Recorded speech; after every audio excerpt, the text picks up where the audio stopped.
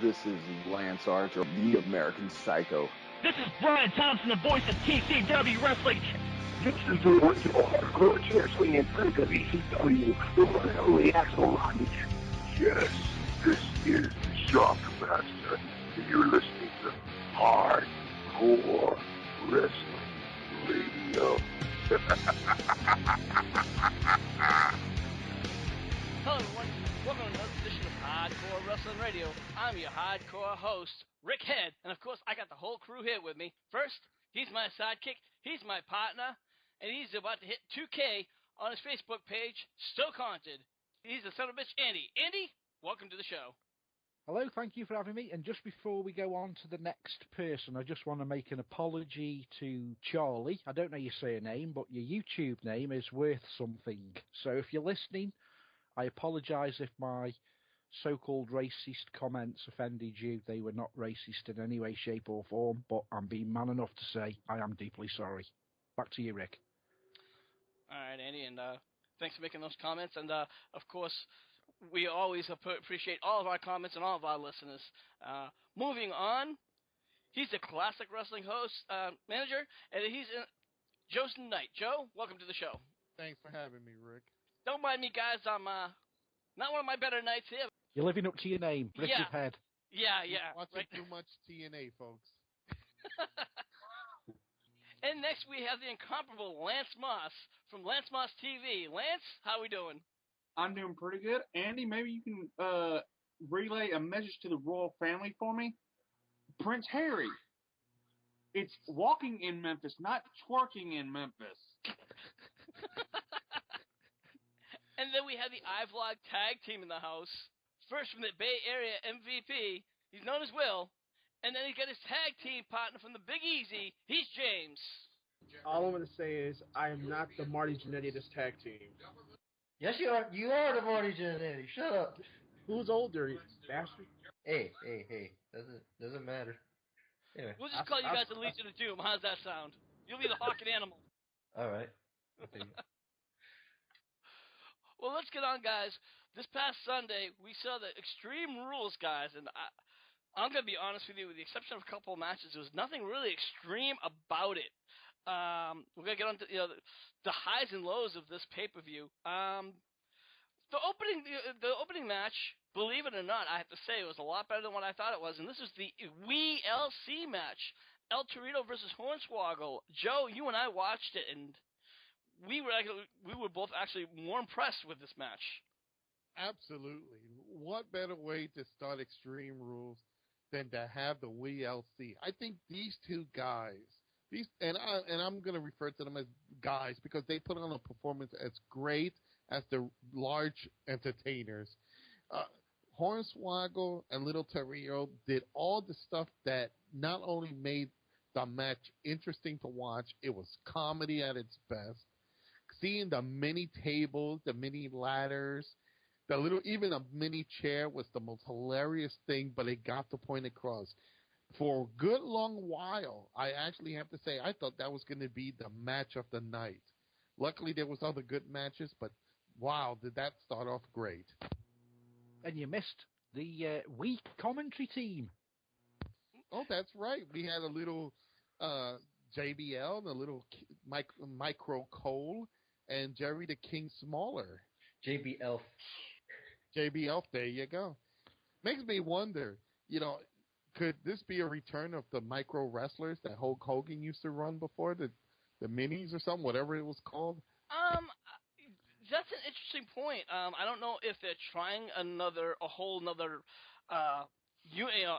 division, but it would be interesting to see a whole division. Andy, do you really see another division of the mini wrestlers coming into the WWE, or do you think this is just a little stint going on?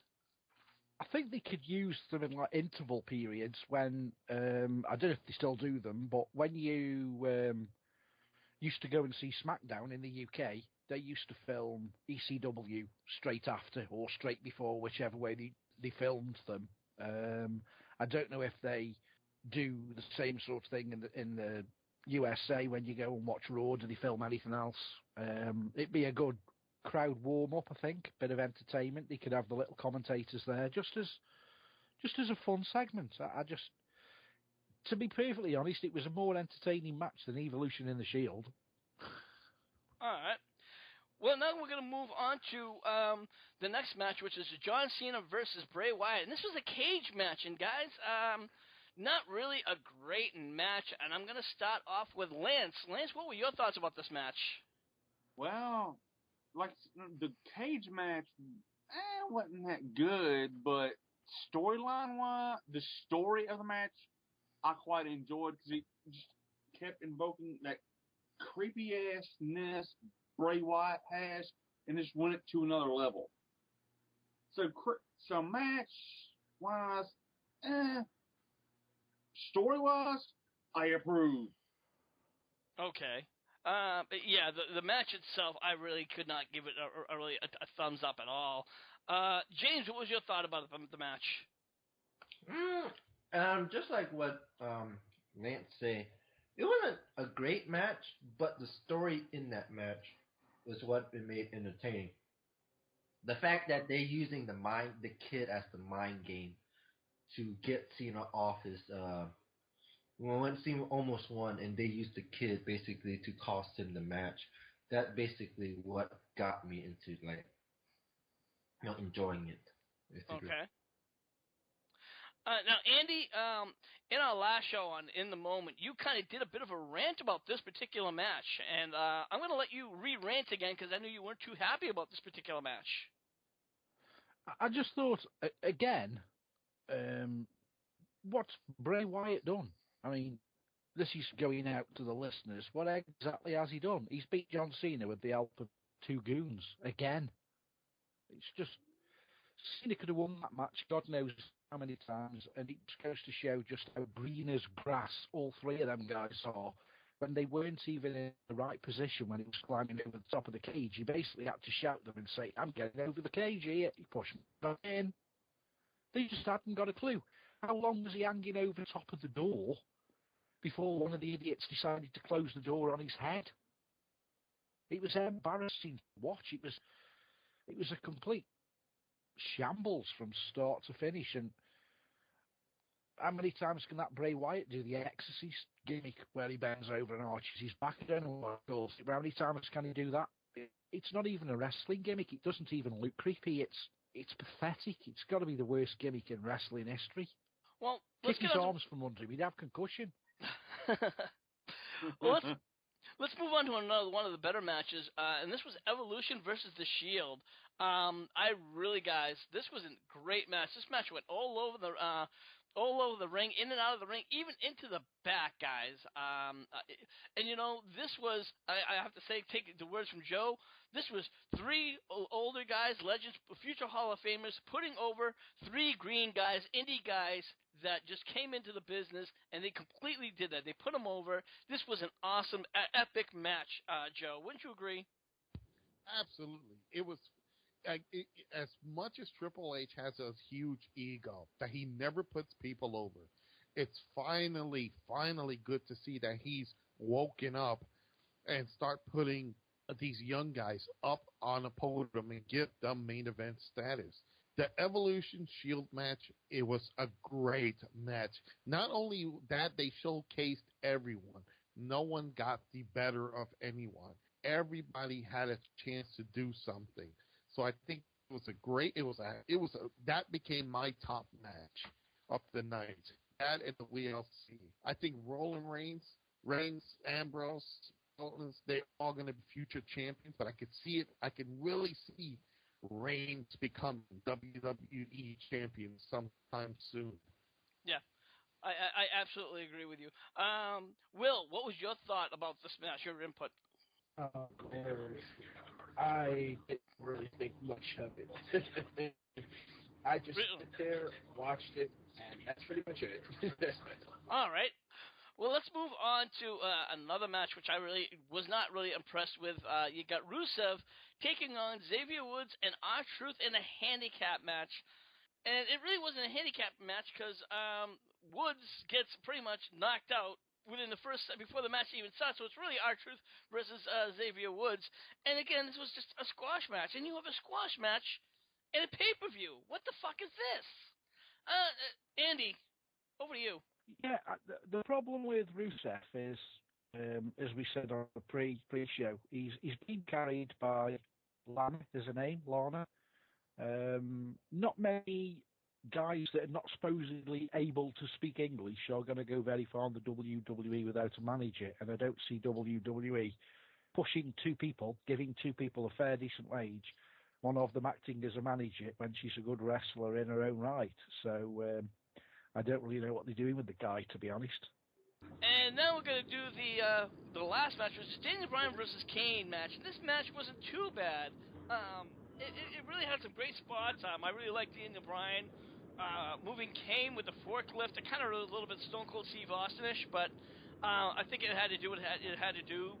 I was really hoping, though, this was going to be their last match, but apparently they're going to be having one more match at Payback. Joe, over to you. Okay, whatever. We're listening from Will. Yeah. I lost track of here. Will lost track of what match we were discussing. Daniel Bryan versus Kane. The table bump, the flames was very good. I think it was a good shot to show, like one very strong challenger for Daniel Bryan. I would have preferred something else, but it got the point across. So while it wasn't a great match that we so used from Daniel Bryan, it was a very decent match, and Kane doing his old way of sitting up and the old moves. I think it just helps to elevate even Kane again. So it was a good match. It wasn't great, but it was good. All right, guys, and I think overall the pay-per-view, not one of the most extreme pay-per-views that we've had this year, over the years. So it really was kind of like a hit or miss, and I hate to say it, but there was more miss than hits on this one. So I really wasn't impressed. So let's move on, guys. I guess Batista's having issues with the WWE. More so, he's not happy with the way things are going as far as like the money. He said it's great that when you have money that he does, it's easy to leave. Batista was scheduled to take time off in June anyway, and he's just decided to take it a few weeks early. It's also reported that the WWE's decided to do an angle with the world champion Daniel Bryan, but he's been reluctant to do so because, of course, Daniel Bryan is a small frame guy, and he just doesn't want to, lose to him because obviously they're not ready to give him the title. Andy, what are your thoughts about this? I just think he's being greedy. He's obviously signed a deal and knew what the contract was all about. I just think he's finding an excuse because he's just not come back and been what he thought. How many times have they basically insulted the guy? I think he came back, thought he was going to get a response like The Rock, and he's had nothing but bad crowd response since day one, which surprised me because I thought he was going to come back and make a bit of a difference. But he's just like, to me at the moment, he's just a Ric Flair that can actually wrestle. You can just tell he's an old timer, and he just hasn't got it anymore, and it's a shame. James, you actually brought this story, the attention to us. What do you think? Do you think Batista? Do you see Batista actually coming back after he leaves, or do you think maybe he just might say, what the hell with this? This isn't worth my time. I think he's gonna come back after he does the whole his thing with the movies. But I think he's just frustrated that stuff changed and he was gonna get something. But once he does his thing, he'll come back and it'll be good. Yeah. All right. Joe, Batista not wanting to face Daniel Bryan, is that an ego thing? Is this a greed thing? Or is this just an internet rumor thing? What do you think? Obviously, it's an ego thing. It's a real ego. Triple H, Randy Orton are willing to let themselves get beat by Daniel Bryan. I honestly can say if Batista didn't want that to happen, I believe from the up to the Royal Rumble, Batista probably thought he was going to get the championship belt. He actually was going to get the title run. And when they changed it and gave it to Bryan, he probably got pissed off. That's why there was always that little confusion that in the news about him leaving, him staying, him going. They probably had to come up with a good alternative for him to stay. But it was purely ego. He didn't want to lose to a small guy like Daniel Bryan.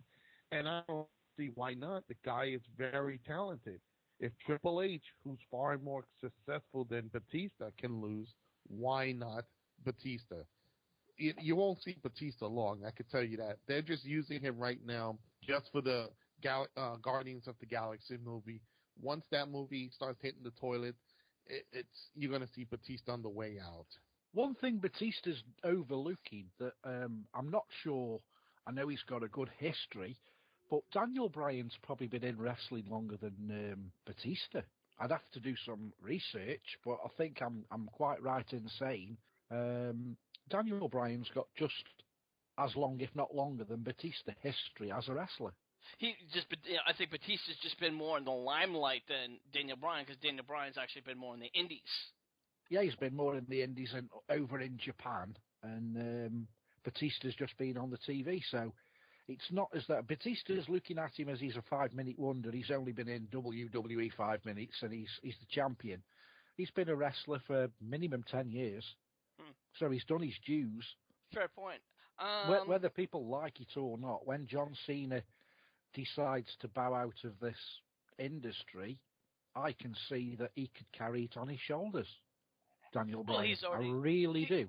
You know, if you think about it, and this is an interesting point, he's already kind of doing it. Look at where Cena was at the pay-per-view, kind of going back. Cena was a mid-carder, for that matter. He was a mid-card and lost, and then you had Daniel Bryan, who was a main event and won. Do we see a bit of a turning of the tides a little bit, Andy? Would you see? I think there's going to be, as in all WWE scenarios, somewhere along the line, when it's coming to the end of John Cena's career, there's going to be a passing of the torch championship match. It's going to be Cena against Daniel Bryan. Daniel Bryan will end up winning. Cena will bow out gracefully. I think that's how it'll end. Well, I mean, if you want to look at that already happened at SummerSlam. He already beat Cena at SummerSlam for the WWE title. If you remember, that happened earlier this year. Of course, before he got screwed by Triple H, Well, you got to admit, though, what the WWE is doing is taking its well-established stars, Cena, Orton, Batista, and Triple H, and everybody else who's already established. They're deciding to push the talent because they know for a fact they cannot stay there forever. Not everyone's going to stay battling for the championship. Look how many hate messages everybody was posting about John Cena versus Randy Orton, or Randy Orton taking on Daniel Bryan.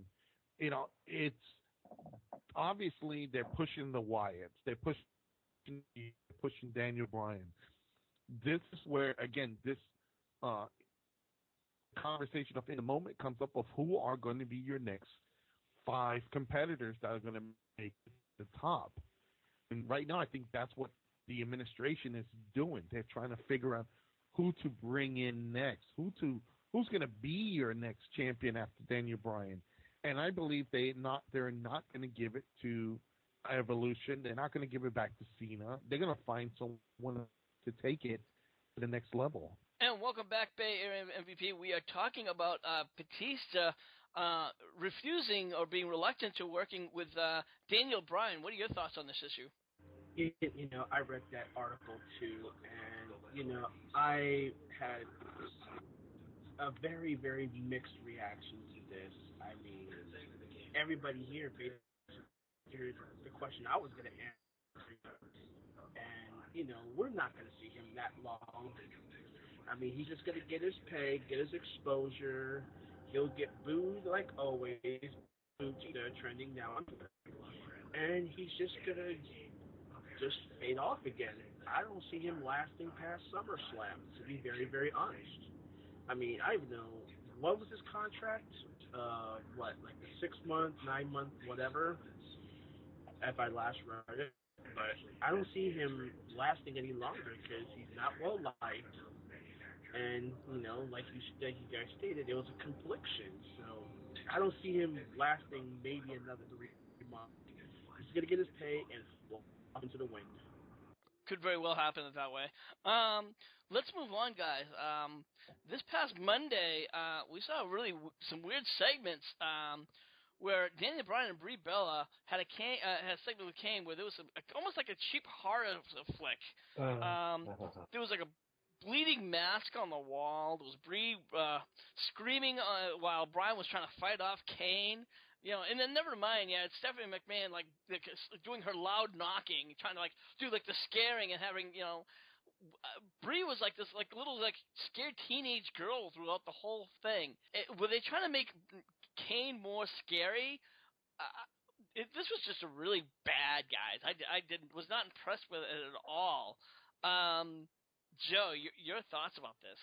Yeah, it was, one of those little Freddy Krueger, Jason, Michael Myers, Jason type gimmicks where they put in the fear factor out there. You know what? To me, I think they were pushing it too much. I can see what they were trying to go with it, but there was other ways that they could have done this. They could have done like the whole cemetery thing where Kane is, digging a hole. I hate to say it, but he needs to do the old Undertaker skits. If everybody remembers where Undertaker was digging a hole in a cemetery for his opponent and making a coffin for his opponent, I think they need to limit it to just that. I mean, coming to do like this vignettes. whole... Right, just vignettes. We don't need to see Brie or hear Brie Bella screaming at the top of her lungs. She's a bad actress. All the Total Divas are bad actresses. We have to be reminded on Monday nights. So they could have just done it as vignettes, make him get his point, do a little bit scare tactics, but not the extent they have here. So what is next? That's the only question. All right, is he going to kidnap Brie, and try to burn her alive? Oh God, let me not say that because they'll probably do that next. Well, he burned alive JR. Remember that? Yeah. Would have been great. Wouldn't it have been great if he would have spilled some JR's barbecue sauce on him? You know what? He probably wanted to, but WWE said no, we can't do that. Now, James, I heard you want to say something, so go ahead, speak up. What do you got to say? I was gonna say, man, that segment was terrible. And what Joe was saying, they are Total Divas, but can't act for shit. I mean, come on, man. Yeah, it was just absolutely terrible. Lance, your thoughts? Well, personally, I like the whole quote bad horror movies. I enjoy them, but we didn't learn one thing about Brie. She can't fake it with Daniel Bryan, or else he'll be able to know. Oh, Daniel. Oh, Daniel. Oh, Daniel. Wow. It makes you wonder, does she pull his beard in their bedroom?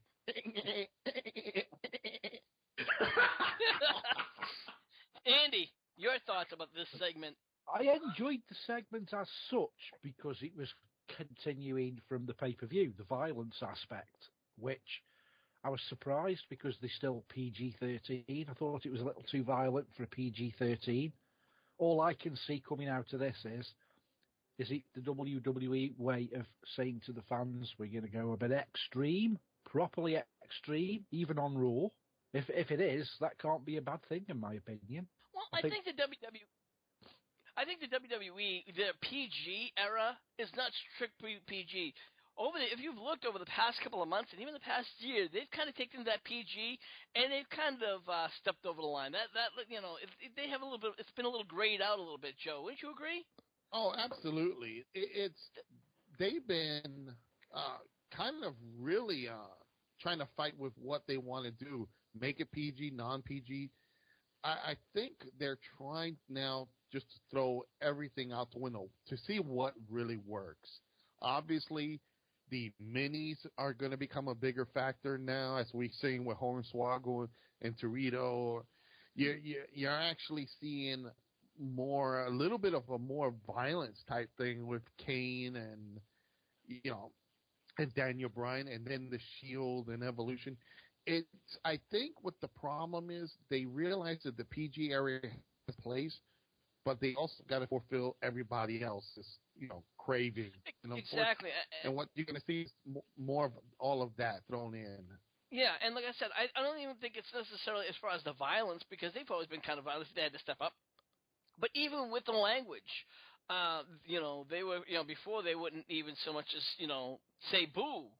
And now they're kind of like, even on the pay-per-views, you saw Brie Bella call, her a bitch, and call Stephanie McMahon a bitch. And I'm like, wow, and that kind of got a bit of a pop. I mean, people still want the Attitude Era, just I think for the, so that we're not treated like little kids, like little, Andy, I know that you really like the Attitude Era. I know that was really your era where you really felt you were really and truly entertained. I'm not one of these people, though, that's going to turn around and say I want the Attitude Era to come back, because I'm old enough and wise enough to know it's never going to happen. And I don't want it to happen, because it'll be like ECW. Oh, people are going to be saying, oh, it wasn't as good as the original.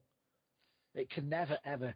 For the people listening out there, the Attitude Era will never, ever come back as the Attitude Era was in its day.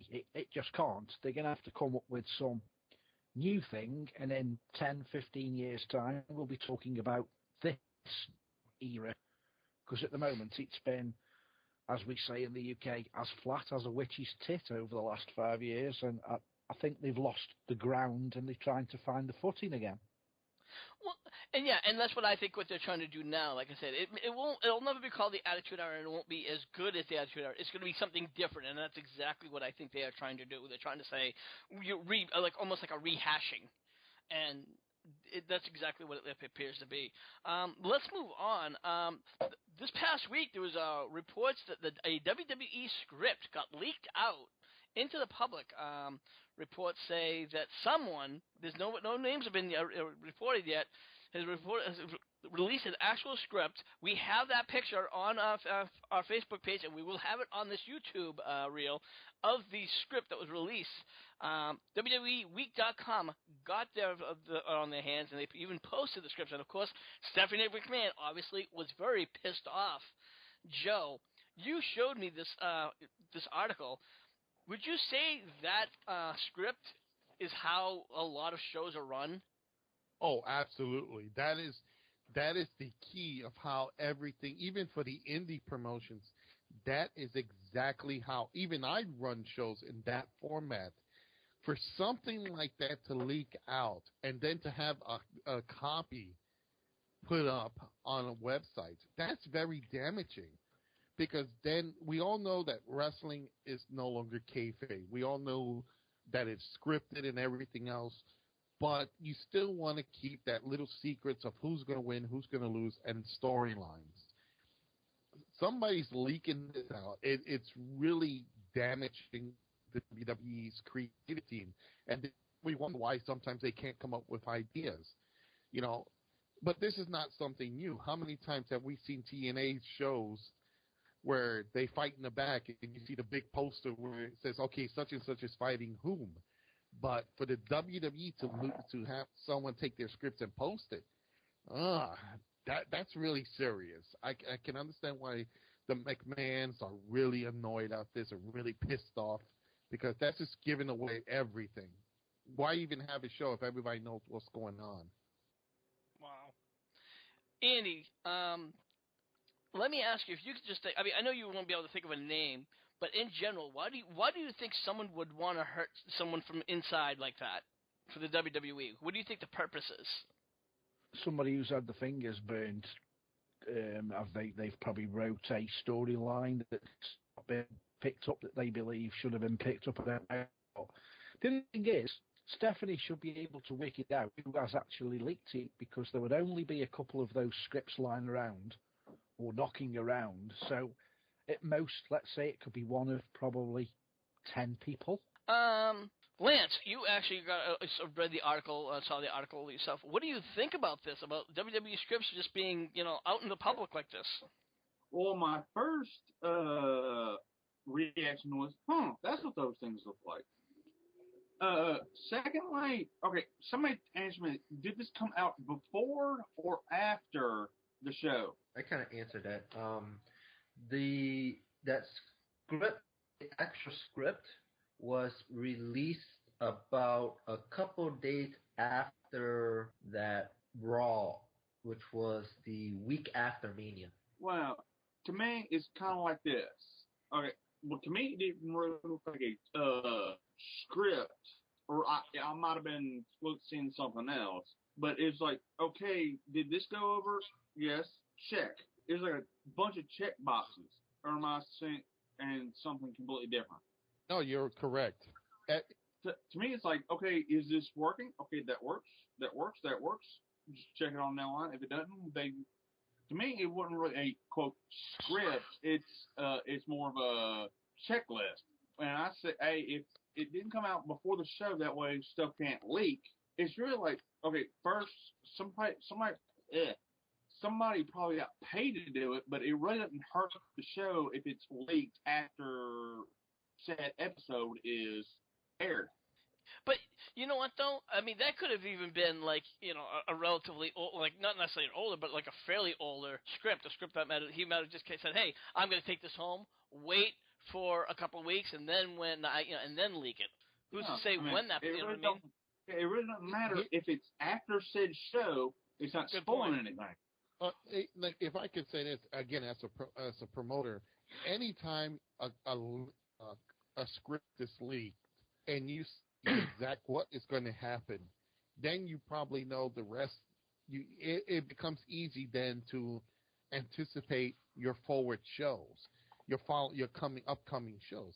Because if they say the Wyatts are going to do this to Cena, okay, so they're going to do this, and then next week they're going to follow it up. They're going to follow it up, and they're going to follow it up. It's kind of gives you already the pattern of what they wrote down and how to follow it. It's a promoter's nightmare when somebody can see what you're doing and know what kind of creative, what is, your creative staff is coming up with and your notes. I can show you from doing all my shows, how you can start off a show here and it continues for 6 months.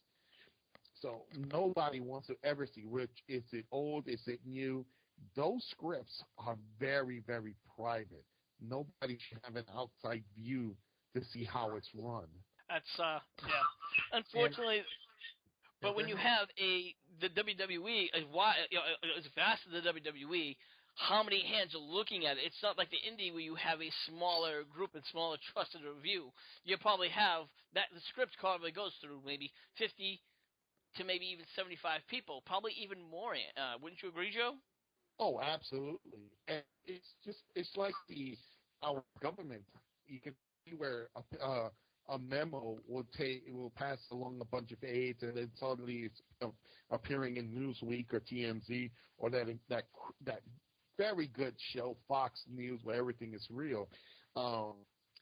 It's with wrestling, especially with the McMahons, they cannot afford to have blunder keep happening. I mean, it's really gonna hurt them. And if someone over in TNA got those, and they can anticipate and then do their stuff ahead of the WWE, that's always been the promoter's nightmare, whether it be the events, whether it be me, indies. If everybody knew what you were planning, they can run with it and get good results out of it. Now, like I said, it all takes the execution to do it. If you can execute the show right and the scenario right, then you have a winner.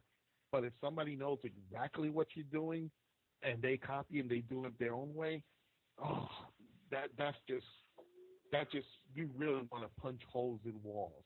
Yeah. Not only that, I mean, you look at the script really. So this, as I said, this was when they did the Ultimate Warrior tribute, this was leaked a couple of days after that show. And really, you're just not looking at what happens, like who won and what kind of like, this is what you say. But you also see who is there, who wasn't there, and you see why that person isn't there. A couple of people like pointing out that they saw that Summer Rae, Miz is out because they're filming. AJ's out for undetermined reason. Punk was even still on the roster. weird. As a miscellaneous. Well, why don't we move on to one of our final segments, and of course, this is one of our popular segments here.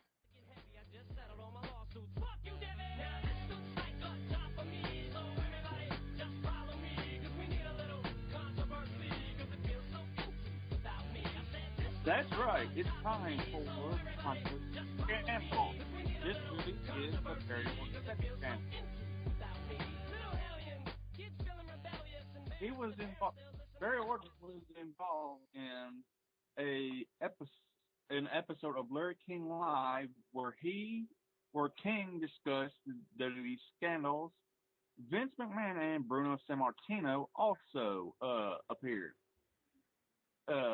And Barry spoke on the telephone, revealed that in his younger days in wrestling business, he was molested. He goes on to state that this did not occur in the WWE, but he claims that those responsible later became two of the top officials in the WWF. Later in the show, Bruno Sammartino encouraged Barry to name the two people in question. And Barry stated that the two men were Terry Darvin and Pat Patterson, both openly homosexual men. In 1992, Barry also appeared in the Phil Donahue show talking about the issue with McMahon and Sammartino, who also appeared on the show. You guys' thoughts?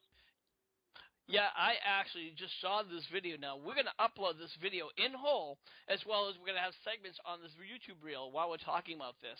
And I'm going to tell you, I didn't even know about this until I read about the scandal that you sent me, Lance. Now, he was not the only person who was, there was another commentator, I don't remember the person's name. He was fired for 2 weeks because he would not do sexual favors. I guess, the story is that he was some sports commentator. The WWE sent him in the back and forth. Vince flew him back and forth for a whole year, saying he was going to be the new face commentator. He's going to be their new big commentator. And after 2 weeks, I guess it was he didn't want to name names, but he said it was Patterson who approached him and would want to give him oral favors. And he said absolutely not. 2 weeks later, he was fired. Vince completely denied it, said he knew nothing about it, this and that. And then when he kept on getting, when Donahue kept on targeting him, Vince says, no, the reason why he was fired is because he was a bad commentator. And again, this guy didn't let up. This guy was going right after Vince's throat, saying, fuck you, that's bullshit, and you know it. He's saying, oh, I didn't know about it, because you know everything in your company. How could you not know shit about going on in your own company? I mean, they put him on hot coals. If you guys have not seen this video, I implore you to watch this video. Andy, your thoughts? Unmute the microphone might help. I don't know. I've not heard the story before, so I can't really comment on the story until I watch the video. But I just don't know why in the wrestling industry they have to have such a big problem with homosexuals. As long as they keep it to themselves, I don't really see an issue. And it really wasn't even stopped there. There was even reports that I believe it was Superstar Billy Graham said that the ring guy kids, there was like 12 to 17-year-olds who were putting up the ring at the time. Back then it was like in the 70s. He saw Pat Patterson groping the ring people, and they're even talking about child molesting. Sounds a bit like the Eidenreich story, because the reason why they got rid of Eidenreich, and this has come from Eidenreich's own mouth, is that they said he was having children in his dressing room. And he admits, I was having children in my dressing room, having their pictures taken, signing autographs with their parents actually in the room. But the WWE saw kids going in and out and thought, what's going on here? Got rid. That's the real reason why they got rid of Eidenreich. What bothers me the most out of the story, because I'm familiar with it, I even seen the Phil Donahue sketch when it was actually live on TV, and the other shows is, that one, Pat Patterson is McMahon's buddy, and this is not just, the homosexual executives that are doing this to the males. There's also male individuals that are doing, sexual advances and scandals with female employees, as we've read many times. For Vince to just let something like that go just shows that maybe he's doing something behind the scenes. Is he bisexual that he's letting it happen and he's getting some out of it? Nobody knows. I don't think that's it. I think with Vince, it's just plausible deniability. He just denies and denies because he knows that something like this will completely crush his company. If he admits that, yeah, it's happening, one, there would be so many lawsuits, and two, it would just look how it would make us look, you know what I mean? I think Donahue said it. He goes, because if it actually proved that there was somebody inside his company, like who at the time was a vice president, who was groping, sexually harassing men in the company, and plus at the time was even, molesting minors, he couldn't give those tickets away. And this is back, in the WWE when they had just gotten off the ground. WrestleMania was just huge. You know what I mean? Oh, Not absolutely. Now. Something like that he has to protect very well. So I'd be admonishing, Pat Patterson and who else, then not to let this thing happen or let it go public because it could destroy the company, like you just said. Yeah, and let's be honest. Even after all this happened, if I'm not mistaken, Pat Patterson was still seen, even during the Attitude Era. Yeah, he was one of the Stooges. And it's like, people are like, oh my God, he's awesome. I don't know if he's in the Hall of Fame, is he? Yes, I think he is. He is. Go in with Gerald Briscoe. He went in with Gerald Briscoe, didn't he? Same time. How? Let me double check. He went into the Hall of Fame when Bobby Heenan was inducted. How do you like that, guys? That's right. Somebody who sexually harasses males in the WWE and reportedly, I don't know if it was confirmed, minors, is in the is in the WWE Hall of Fame. Unreal. You can watch, like I said, I will post that video on our YouTube page, and you can watch the whole video. I was astounded. I didn't even know. I had no clue. Absolutely. Anybody else would like to chime in, please feel free. If it's true, that, to me, that kicks the sand in the eyes of us fans that think Chris Benoit should be in there. Because I'm sorry, somebody that interferes with kids, in my eyes, is just as bad as somebody that kills children. I agree. Absolutely. The sad thing was, Vince was, on public television, and they were accusing him on public. And, Vince would have been like, okay, if he had said, well, gee, I didn't know about it. Well, you know what? Guess now you do. And what did he do? Just completely said, I would have been like, okay, Briscoe, Patterson, out, gone, get lost. Never shine your faces on my company again. Once you do, he flaunts them and inducts them. How? How can you do that? What I'm surprised is that no one's had like a little hidden camera like they always do in other scandals with cell phones and all this and just snap pictures of imagine if something like that came out. Well, let's be realistic. The technology wasn't there back then. The thing is, though, something that we're overlooking that seems to strike me as pretty obvious. We all know that Vince McMahon's done some things that he's not too proud of in the back. And how do we know that somebody like Pat Patterson hasn't got some kind of hold on Vince? You dob me in, I'll dob you in attitude. That's a very, actually, legitimate point, and that's something that, you never thought about. Vince is not exactly Mr. Innocent either. Yeah, when he was on that, when I told you about that, well, I told all the guys about that interview that I saw, that I can't think of the guy's name, but he's a radio presenter, but he's actually on the TV. I can't think what his name is. Yeah, Howard Stern. Vince actually admitted to having 2 or 3 affairs behind his wife's back. He was on camera when he said it. One of them was with Stacy Keibler.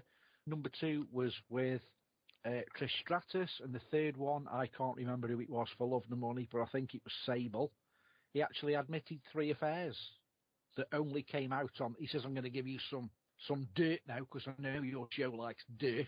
And then went and spoke like, how did his wife recover from it and how did she accept it and this, that and the other. And he said, I'd never do it again because she'd take off my grapefruits, and made a joke about it. But how do we know something more hasn't gone on that his wife doesn't know about? But if you look up the Howard Stern, those of you that have not seen it, if you look up Howard Stern interviews Vince McMahon, it's all on there. He doesn't hold nothing back. Howard Stern doesn't, and Vince gives him, as far as I'm concerned, a truthful and honest answer.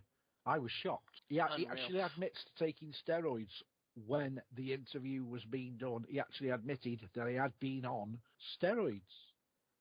That's why he went to court with Hulk Hogan. It wasn't so much the wrestlers were being done for steroids. They had proof that Vince was taking steroids too, which I didn't know. Well, guys, I think we're going to wrap things up here. We want your views and opinions. You just heard this controversy. We want to know what you think about this controversy. Please put your comments in the comment section below. Make sure you like this video, and please subscribe to us at youtube.com/HWR show. Andy, where can everyone find you at? Yes, you can find me at www.stokehaunted.com, and when you actually get on the web page, click onto the Facebook page and give us a like, and hopefully I only need another 40 likes and I've hit the 2,000, so that would be magic. Thank you very much in advance. Right. Help Andy get to that 2K. We have the classic wrestling manager, Joseph Knight. Joe, what do you got going on? I'm getting getting the CWA back in action. We're going to have our Summer Bash show in August. Everything is being put in order. We'll be posting up a couple of pictures of what's happening. You can follow me on Twitter at JKnightManager. You can follow me on Facebook at facebook.com Joseph Knight Manager, or you can even go to the CWA Facebook page at facebook.com/Classic Wrestling Association. You're going to see a couple of changes, and you're going to see some new stuff coming out. We have the incomparable Lance Moss in the house, and you can find him at youtube.com/Lance Moss TV. Lance, what do you got going on at Lance Moss TV? Album reviews, NASCAR discussion videos, redneck gourmet cooking videos, and whatever else pops in my head. And if you have any controversial scams you want to hear us do, put them in the comments down below, and I'll look into them. Absolutely. You know, we're always looking for new scandals, new controversies, so make sure you put them right there. And, of course, we have the iVlog tag team in the house. First, he's the Bay Area MVP, known as Will, and his tag team partner from the Big Easy, he's James. Guys, what's going on? Since James is still the Marty Jannetty, one thing we forgot to mention is Tough Enough is supposedly coming to the WWE Network, but it's not 100% certain if it's going to be a new season or they're just going to be airing reruns. So stay tuned for that for those who have the WWE Network. And for all you NFL fans, tomorrow is the NFL Draft, 5 Pacific Standard Time, 8 p.m. in the East Coast. Let's be prepared. Yes, and if you want to just see us, you will see us on ivlog.tv/user/Fatboy504 for me, or ivlog.tv/user/Bay Area NVP for him. We do game shows, talk sports, play games, talk wrestling, talk comics, talk random stuff. And if you want to see us on the Facebook page, it's going to be the Hardcore Wrestling Radio Facebook page, which Rick would advertise right now. Yeah, and that Facebook page is facebook.com/Hardcore Wrestling Radio. And, of course, please subscribe to us over at our YouTube page at youtube.com/HWR Show. Make sure you subscribe. Hit that little subscribe button. It takes a few seconds, and you'll know where all of our shows are coming on up. So for everyone here, I'm the Hardcore host, Rick Head, saying we'll see you when we see you. Thank you for listening to this edition of Hardcore Wrestling Radio. Be sure to check us out on our Facebook page at facebook.com/Hardcore Wrestling Radio. And please subscribe to our YouTube page at youtube.com/HWR Show. Until the next time, this is the Hardcore host, Rick Head, saying we'll see you when we see you.